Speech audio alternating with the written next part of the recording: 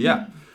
Well, first of all, thanks very much for inviting me to say a few things about mindfulness. I'm very excited to kind of pitch it to you guys. Say a few words about myself first. So my name is Bram. I live in Amsterdam. I'm 39 years old. I'm married without kids. I run a small business where we provide services to other businesses in the vitality range and work happiness. So you can think along the lines of relaxation massages at the workplace, coachings for people who are not so well in their skin, as we say in Dutch, and also training such as these kind of workshops, mindfulness pitches, multiple week trainings to help people, kind of to also feel better in their skin and to get a bit more of a handle on their own minds and be able to kind of work with that a bit more skillfully in their day-to-day lives. And that's a nice, as we say in Dutch, a nice kind of bridge to the next, or actually to the topic of today. I wanted to kind of say a few things about mindfulness and why it could be a good idea to perhaps start practicing or start bringing it as part of your daily routine. But before I do that, I'd like to just get a little bit of an idea, kind of an inventory of how many of you guys are completely new to mindfulness. Maybe you can give me a show of hand or something. Yeah. So I see 1, 2, 3. Marianne is kind of cheating here, I think. She's done it before, I know. 5, 6. Okay. And so I assume that the rest of you have some experience with mindfulness. Maybe you've done a course already or practiced meditation or maybe even used meditation apps, something like that. Yeah? Okay. Okay, so it's kind of like a mix between new and a bit more experienced. That's quite a challenge for a half an hour presentation to kind of present something that's interesting for both of you.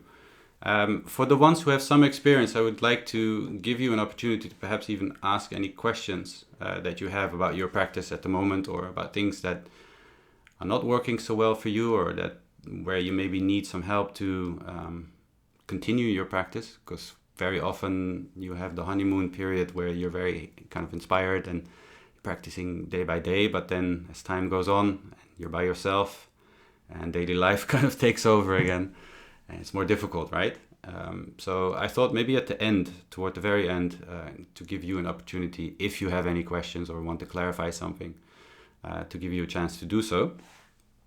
And so for those who are more new, I thought it might be a good idea to give you a few reasons to sort of think about or inspire you to think about making mindfulness part of your daily routine. All right? Okay, good. So let's start with that. Make myself comfortable. So the first reason when I prepared this, because every time when I do a presentation, I actually kind of rewrite or I never do on the routine. So this time I thought, well, you guys are in the weeks of wellness, or what do you call it, Marianne? The weeks of wellness, right? Or weeks of well-being or something like that. And we just had, before you guys came in, we just had a little chat about like what Salesforce is actually trying to do, which is really to empower you guys to become a bit more self-sufficient in your own wellness.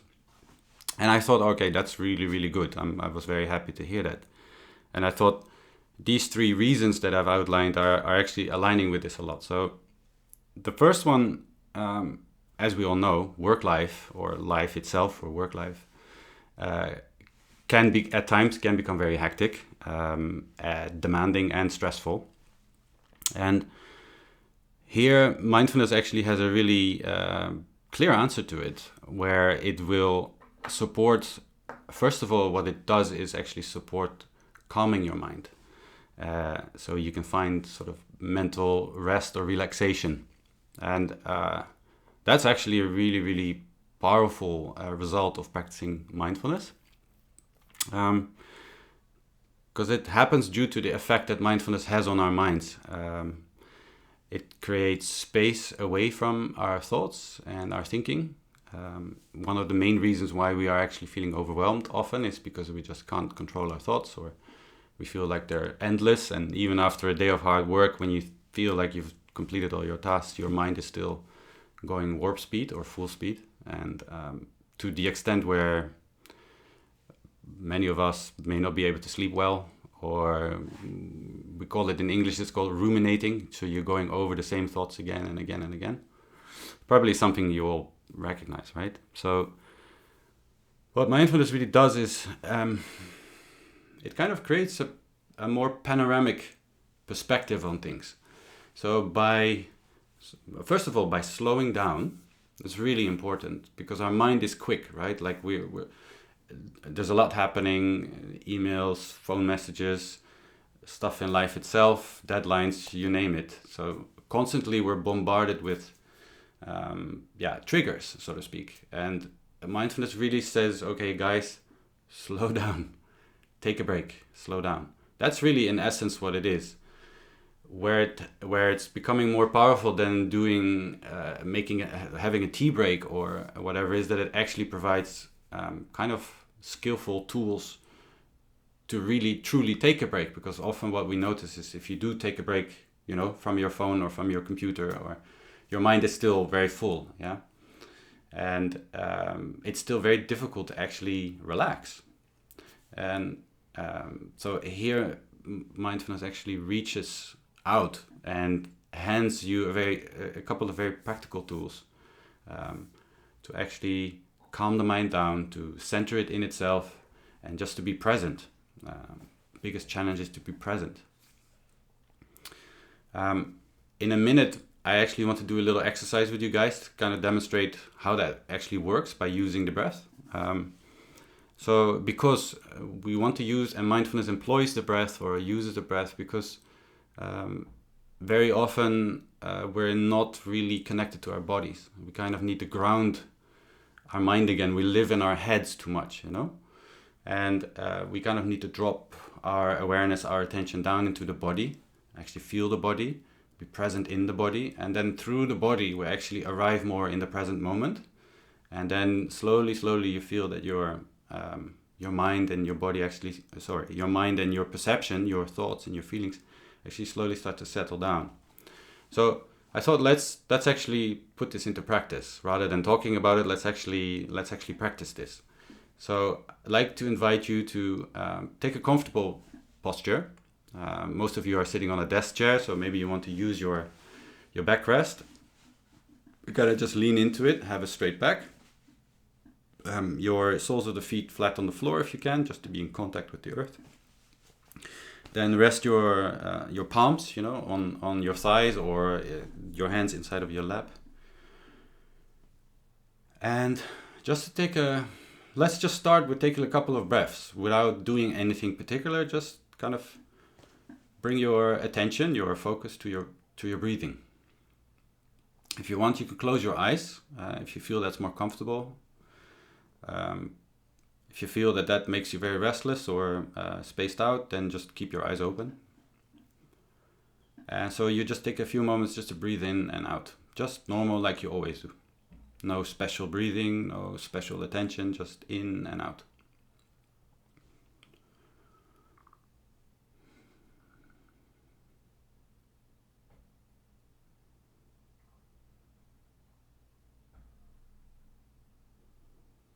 Okay, very good.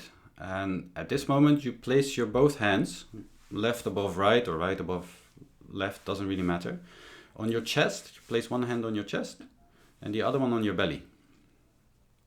And just relax your arms and your shoulders.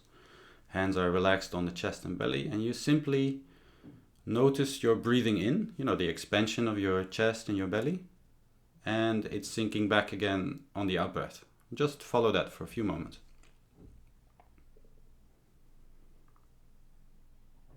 I really notice the movement in the body of the breath.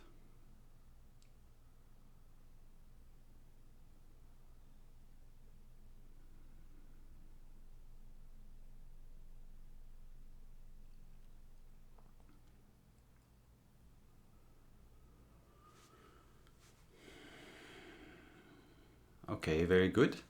Now the next step is that you actually start counting your breath. And by counting, I mean you breathe in about 4 counts. And you breathe out a bit longer, about 6 to 8 counts. And a count is just like a second or a heartbeat, whatever works for you. So 4 counts in and about 6 to 8 counts out. And if you find counting confusing or distracting, you just simply breathe in a bit shorter and breathe out a bit longer.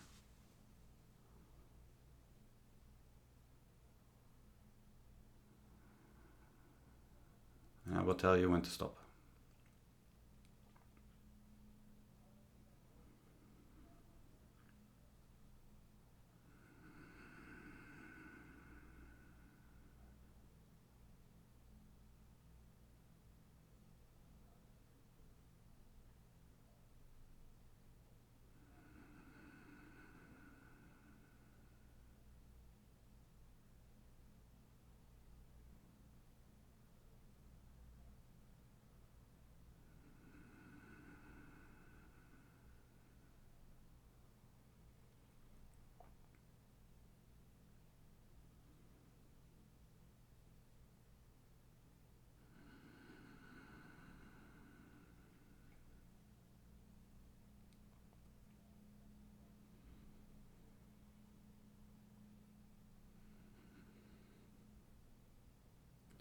Okay, now the last count in, the last count out,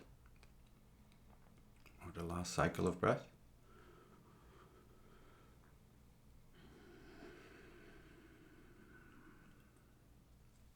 Then you slowly drop your hands again. If you had your eyes closed, you can open them up. So, how did that go? That's a real sort of short and sweet, quick way of calming your system down. A lot of the tension that we experience comes through the nervous system, and this particular breathing exercise actually is kind of working directly with the nervous system to quieten down everything again. So you both kind of enter more into your body, but also enter more into your breath. And by breathing out longer than in, it's kind of a message to your brain, to the center of your brain that controls the nervous system, to that things are safe, that you are okay, that you can relax, that you can truly kind of let go of things. Because normally what happens when we get a bit stressed or we have tension, it's very difficult. Kind of our system is slower, our body is slower than our mind. So even if we mentally know that we can let go of things, it's very difficult to actually do it. Because our body is still on fire, so to speak. It's still kind of going. So this is a very short and quick way to sort of interrupt that cycle and to bring your mind back into a calm state. So you can apply this whenever you want also.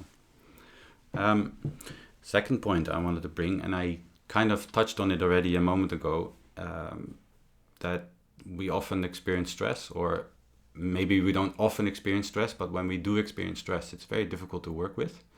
And that has a lot to do with the fact that stress is an old system in our bodies, where, for example, what is often used because it works on the hormonal level with the release of adrenaline and cortisol. It kind of floods our body and the hormoonspiegel, like the level of hormone actually increases. Because, and the reason why stress is difficult to deal with is because it's quite an old system. From the evolutionary point of view, it was developed in order to cope with immediate danger. So it's a bit silly, but imagine you're on the the savannah or something, and a lion approaches. You need to act straight away, right? Like you need to have this kind of alertness in your system to fight or to flight. So you all know this term. So stress basically uses that old system to prep ourselves for any perceived danger. The problem is that the system is great. I mean, even stress, it's very functional, yes? Like, I mean, if there's a real danger, then it's good to be able to run immediately or to fight if you have to. The problem arises with that our brain is not capable to distinguish between a life-threatening stressor and deadlines. So it triggers the same system, the same stress response, and you can probably imagine that that's a little bit problematic, because our reaction is basically overkill. And so when you have a day when there's multiple stressors in a short time frame, you have no chance to actually deal with it in a good way. Like your stress level basically goes up and up and up. Eventually, even leading to what has become a little bit of an epidemic, the whole kind of burnt out epidemic. It's this kind of chronic state of stress that can arise from basically bad stress management, because the solution probably isn't to take away the stressors. That's going to be quite difficult, especially in your work life, with meetings and all that. But the solution may be more within how you cope with it, how you deal with it. And I think on that level, there's a lot to gain through the kind of understanding that mindfulness brings, and the research that is obviously done also towards stress. But mindfulness really offers these kind of practical tools that we just practiced, of calming the system down, relaxing. But it's also actually works on kind of the early warning signals for stress. So when you practice being attentive of your breath or of your body or of whatever you do in the present moment, it does two things. One, it calms your mind down, which is great because it makes us feel better. But secondly, it actually trains our mental muscle as well. And this mental muscle is actually maybe even more important on the long run, because when we train our ability to focus, our ability to pay attention to what we're doing in the present, we're actually also avoiding these traps that stress plays for us. The kind of tunnel vision that happens when we become stressed. It's actually, they call it, if it's unchecked or unmanaged, the risk of sort of ending up in how do you call it? Like a stress funnel. They call it the funnel of exhaustion. It's like, so what happens is, when I'm kind of jumping back and forth a bit, I'm aware, but just bear with me. When you experience stress, because you enter into this fight or flight mode, you also drop, even physically, but you also drop kind of things that are less important, right? So things that nourish you, like physiologically, you actually draw the blood away from the limbs toward the digestion. Away from the digestion to the muscles to kind of provide you this readiness. So basically your digestion stopped, some of the vital organs get less blood, less supply. Mentally, we do a little bit the same, where we, until the danger is removed, we kind of respond with this kind of tunnel vision, and we don't no longer kind of do things that actually nourish us, that help us, feel relaxed, feel nourished, feel energized. And if that stays unchecked, then you can end up in this funnel of exhaustion that I was referring to earlier. So what mindfulness does is not only give you a tool to relax and to kind of actively do something against this funnel of exhaustion, but it also trains your, like I said, your mental muscle to pick up on the early warning signals sooner. So what that does is basically prevent you from reaching that stress peak, because once that's reached, very difficult to get out of it. You almost need to ride out the wave, and kind of slowly your hormones will drop again, and you can kind of see more panoramically again. So the idea behind training in mindfulness is to actually strengthen your ability to pick up on those little signals that you're going the wrong way, and kind of stop yourself before you really the balance tips toward the wrong side. So that's about stress. And the last point which I had is, your ability to train your ability to focus and keep your attention in the present. I kind of said that already. In conjunction with stress, it's this kind of this ability to bring your mind back to the center again and again. And I actually want to practice that with you guys also for a moment, because then it becomes more palpable, like more you understand more what my points are about. So I'd like to ask you again to take a comfortable position, to close your eyes again.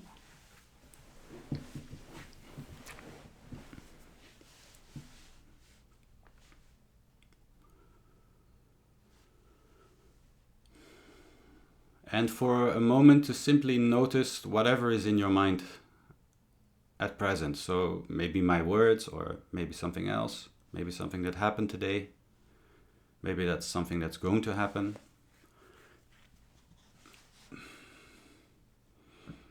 To kind of mentally scan yourself for thoughts, feelings, and physical sensations.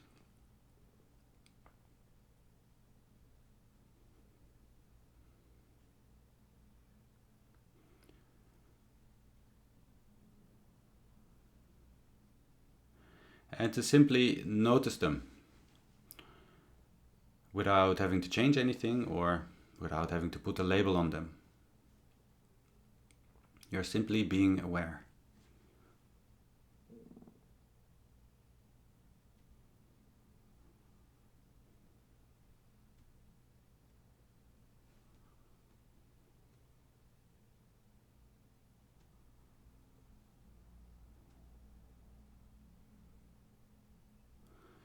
And then from there, to bring your attention within to your breath.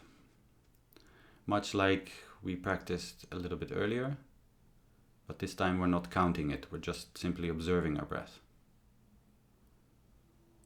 So if it helps, you can just focus on breathing in, breathing out. Focus on the physical sensation.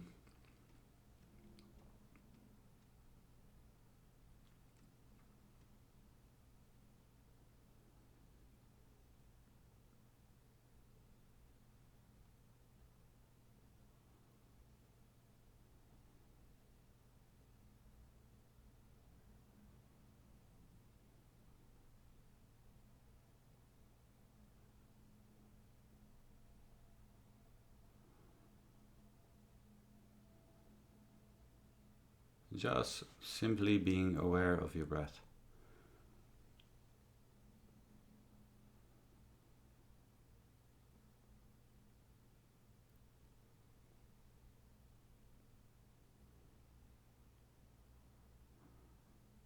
And then you gradually expand the focus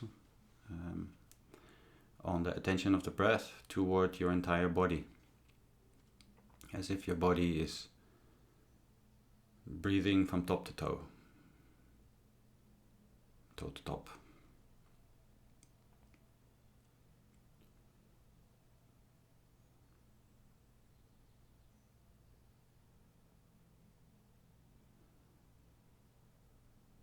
And then expanding your awareness beyond your body, into the room you're in,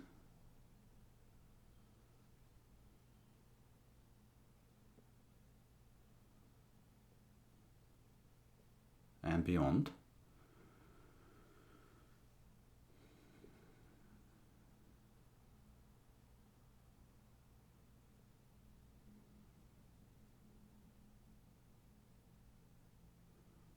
Being present in your body on this chair.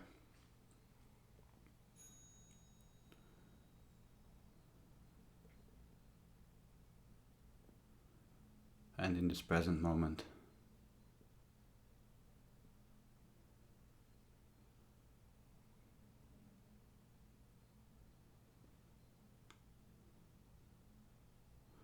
And then you gradually let go. You can open your eyes again.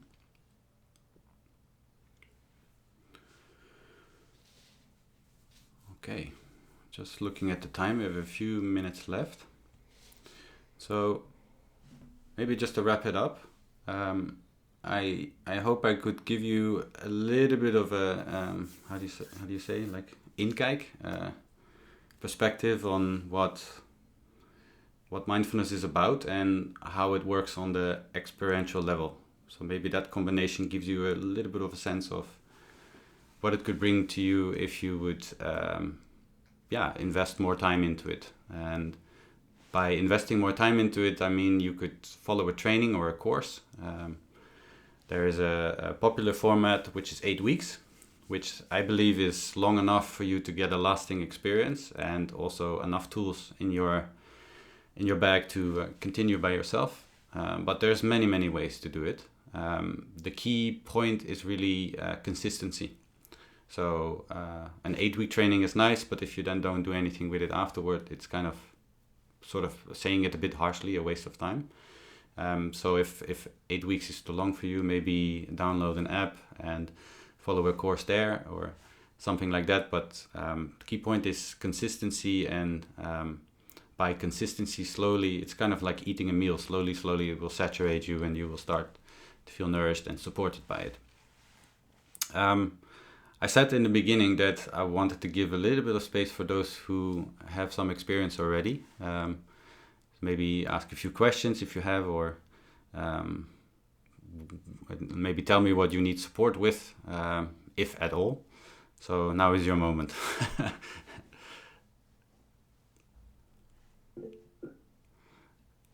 Okay, it's a written question. Thank you. One question for the first exercise. Does it matter if you breathe in and out through your nose or mouth? No, it doesn't matter. Breathing through your nose can sometimes lead to a little bit more sleepiness because it's more associated with sleep. So if that's the case for you, then just breathe through your mouth. And if that's uncomfortable, then just choose. Okay, thank you.